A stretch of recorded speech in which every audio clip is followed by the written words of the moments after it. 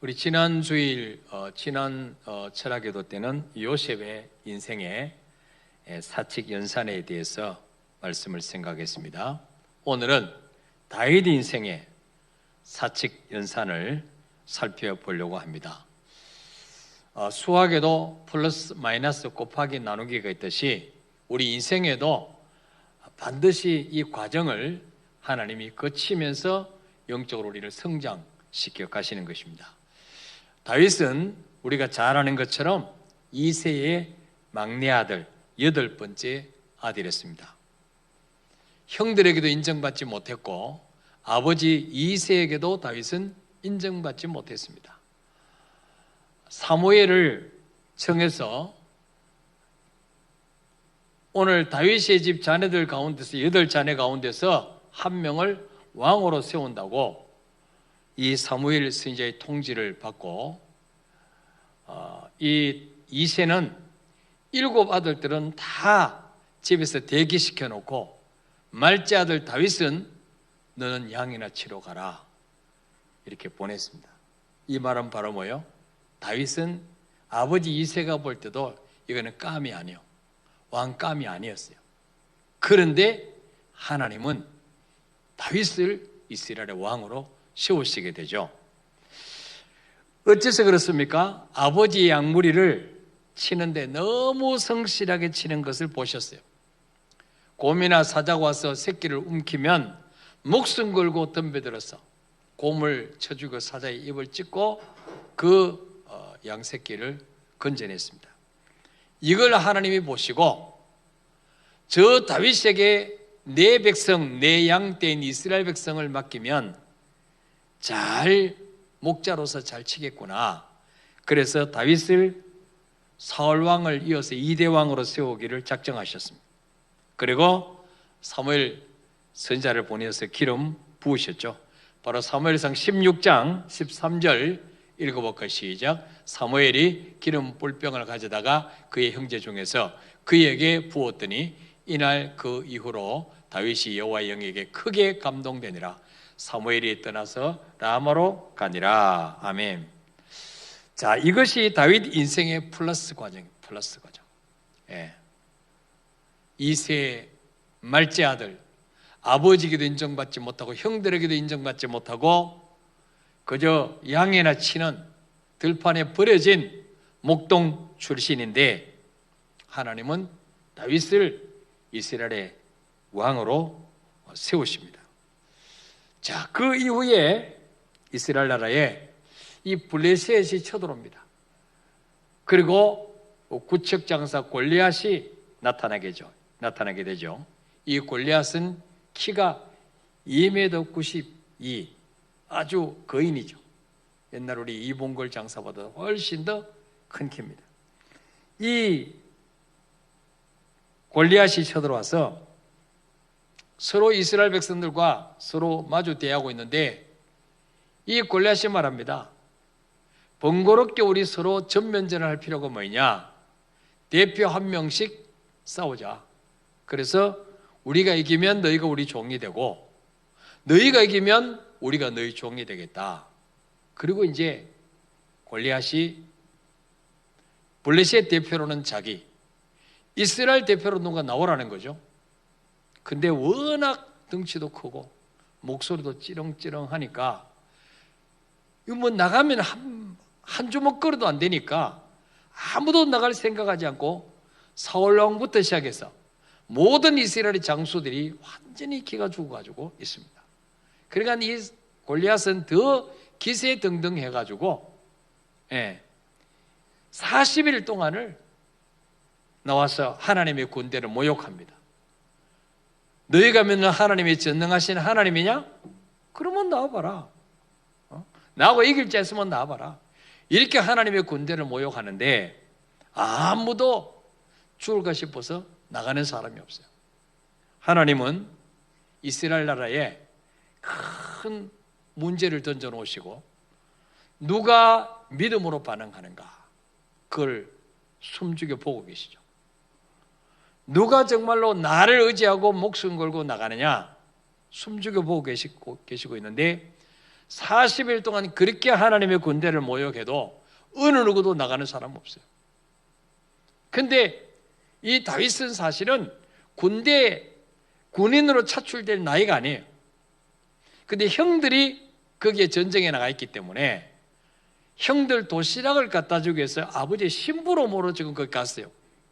갔는데 거기서 골리앗이 하나님의 군대를 모욕하고 하나님을 조롱하는 이야기를 듣습니다. 그러니까 이 나이는 어리지만은 이 다윗에게는 하나님을 정말 사랑하는 마음이 있었어요.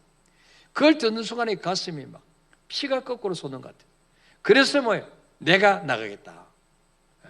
형들이 말리죠. 너는 어려서부터 교만했느니라. 너는 소년이고 저 사람은 장군이야. 게임도 안 돼 이놈아. 빨리 집에 가. 근데 기어코 다윗은 내가 나가겠다고 합니다. 예. 이 골렛이 조롱하죠. 예. 이 머리에 피도 안 마른 놈이 감히 네가 나를 끊겠다고? 이 골리앗은 큰 창과 단창과 또 무기를 방패를 가지고 나왔는데 이 노투구를 입고 왔는데 이 다윗은 매끈매끈한 돌멩이 5개 또 물매 나무에 끈이 달린 거 그거 하나 가지고 나가죠. 그래서 뭐라 그럽니까? 너는 창과 단창으로 나오지만 나는 네가 모욕하는 만군의 여호와의 이름으로 나간다. 그러면서 달려가면서 그 돌멩이를 물매에 감아가지고 돌립니다. 그 순간에 이 맷돌이 날아가가지고 이 이마만 내놓고 딱 이렇게 감싸고 가리고 있는데 이마의 정통으로 돌멩이가 맞습니다. 그리고 박혀버립니다. 이마에. 이마뼈를 뚫고 박혀버려요. 얼마나 강한지. 그리고 골렛이 쓰러지죠. 예. 이 사건을 통해서 다윗이 이스라엘 역사의 무대에 등장하게 되는 계기가 되죠. 그 전까지는 아무도 알아주지 않는 무명의 소년이었어요. 자, 그게 바로 오늘 48절 49절 말씀이죠. 그의 이마에 박히니 땅에 엎드러지니라. 자, 전쟁에서 승리하게 되죠. 이 사건을 통해서. 자, 그런데 이제 전쟁을 끝내고 돌아오는데 사무엘상 18장 7절에 그 이스라엘 백성이 승리했다는 소식을 듣고 많은 여인들이 거리로 뛰어났습니다. 그래서 이제 전쟁에서 이기고 승승장구해서 기세등등하게 돌아오는 군인들을 이제 박수를 치고 환영을 하죠. 마치 우리나라 선수들이 올림픽에서 우승하고 월드컵 우승하고 오면 그 공항에 우리 환영객이 나가는 것처럼 그래서 여인들이 뛰놀면서 노래하는데 뭐라고 노래하느냐? 사울이 죽인 자는 천천히요 다윗은 만만히로다. 사울이 그날의 왕인데 사울이 죽인 자는 수천 명밖에 안 되지만 다윗이 죽인 사람은 수만 명을 죽였다. 사울 왕보다도 다윗을 더 높이죠. 예. 이때부터 다윗의 인생은 탄탄대로가 열릴 것 같은데 그렇지 않습니다. 예. 하나님은 플러스 인생이었던 다윗을 곱하기로 막바로 보내지 아니하시고 다윗이 골리앗을 꺾고 이스라엘이 영웅이 되고 난 뒤부터 마이너스 대학으로 다윗을 입학시킵니다. 왜냐? 사울 왕이 다윗을 시기하기 시작해요.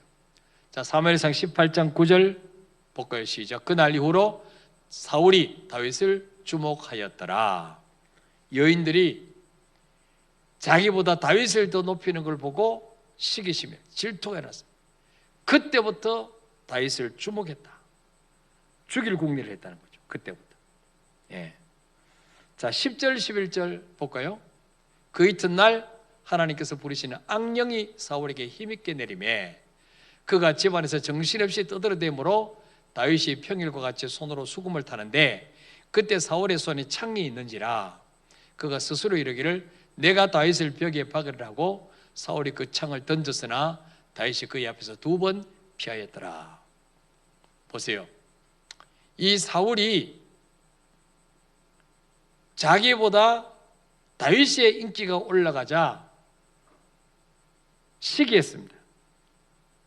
그 순간에 사울에게 뭐가 들어가느냐? 악령이 들어가요. 악령이. 그래서 여러분 우리 마음 관리를 잘해야 돼요. 남을 미워하고 원망하고 불평하고 시기하고 하면요 마귀가 그 사람 속에 들어가서 완전히 그 사람을 폐인 만들어버려요. 거기에 묶여버리게 만들어요. 마귀의 조종과 지배를 받게 만들어요. 예. 이 사울 왕이 왕이 되고 난 후에 뭐 백성을 위해서 나라를 위해서 업적 세운 거 하나도 없습니다. 이때부터 뭐예요? 평생 다윗 죽이러 쫓아다니다가 죽었습니다.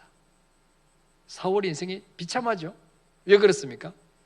다윗 저 아직 애송이 소년인데 인기가 있으면 얼마나 있겠어요. 합법적으로 자기는 왕이에요. 예. 근데 그거 하나 다윗 그거 하나 때문에 시기를 해가지고 평생을 소비하게 되죠. 예. 자, 지금부터 하나님은 다윗을 마이너스 대학으로 보내십니다. 그 대학의 총장이 누구냐? 사울이에요. 사울. 무슨 대학이냐? 위협대학. 무슨 학과? 쫓기는 학과. 위협대학 쫓기는 학과에 입학을 시키죠.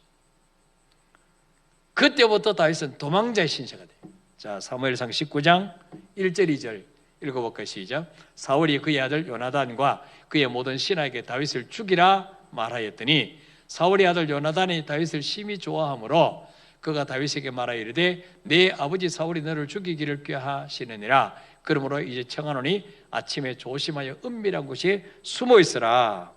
아멘. 이때부터 사울 왕은 군사 3,000명을 거느리고 다윗을 죽이러 쫓아다닙니다.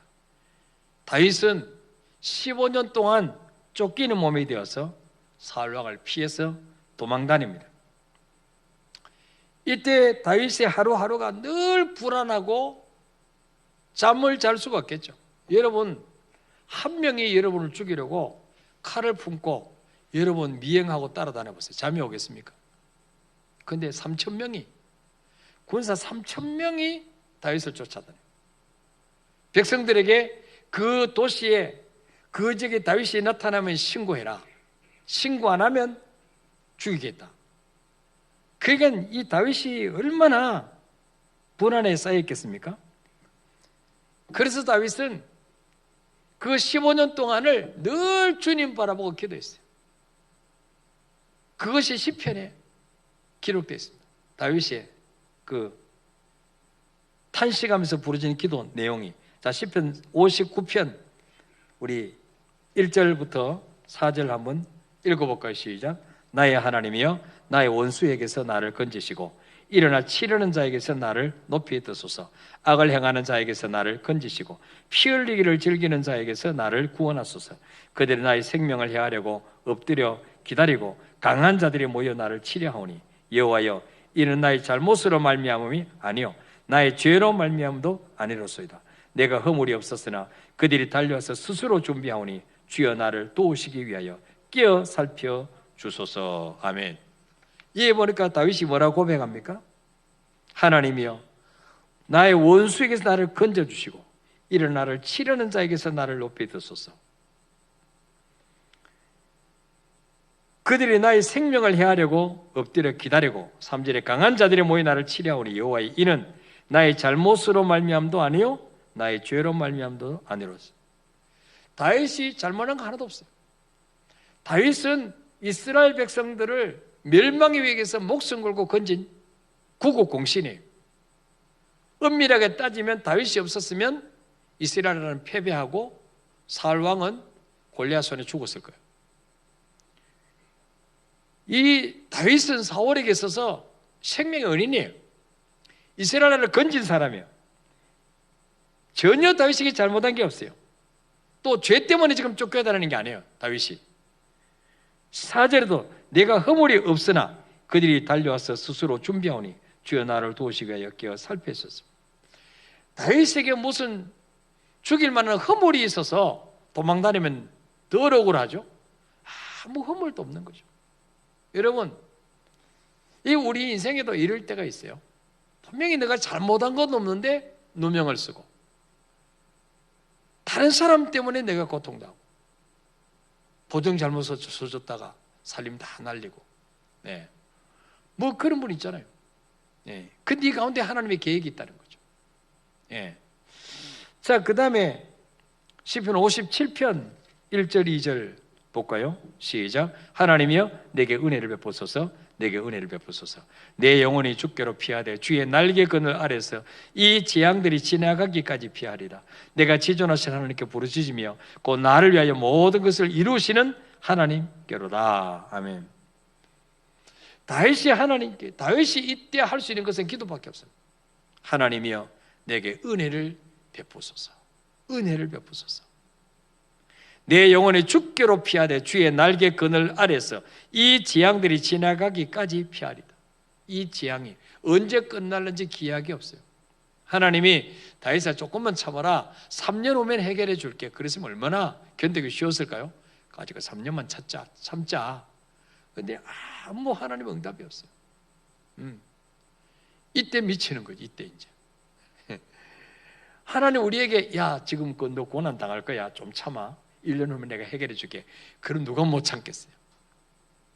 여러분, 군대에는요 아무리 힘들고 고참에 괴롭혀도 국방부 시계는 돌아가잖아요.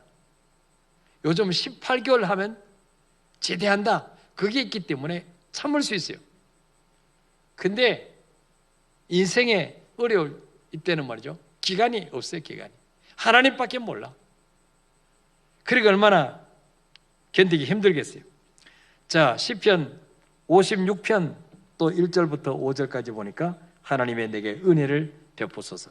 사람이 나를 삼키려고 종일 치며 압제하나이다. 내 원수가 종일 나를 삼키려 하며 나를 교만하게 치는 자들이 많사오니 내가 두려워하는 날에는 내가 주를 의지하리다. 내가 하나님을 의지하고 그 말씀을 찬송하올지라. 내가 하나님을 의지하였은즉 두려워하지 아니하리니 혈육을 가진 사람이 내게 어찌하리까. 아멘.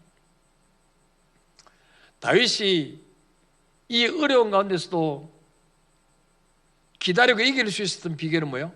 하나님의 약속의 말씀을 붙잡았어요. 내가 엘데스 살 때 사무엘을 통해서 내게 기름 부으셔서 너는 장차 이스라엘의 2대 왕이 될 거야. 하나님이 약속하셨기 때문에 반드시 하나님은 나를 왕으로 세우실 거야. 이 믿음을 가지고 버틴 거죠. 그래서 여러분, 왜 우리가 말씀을 날마다 묵상하고 읽어야 되느냐? 말씀 없으면 다 넘어지는 거예요. 약속의 말씀 붙잡지 않으면요, 우리 감정은 오늘 다르고 내일 달라요. 믿음이 늘 가슴이 뜨겁습니까? 늘 믿음이 좋습니까? 아니에요. 고난이 오래되면요 다 믿음이 바닥나는 거죠. 그래서 날마다 말씀을 듣고 암송하고 내 것으로 붙잡아야 되는 거죠. 예. 하나님은 이 마이너스 대학에 다윗을 입학시켜서 이 고난을 통해서 하나님만 바라보는 훈련을 시키죠.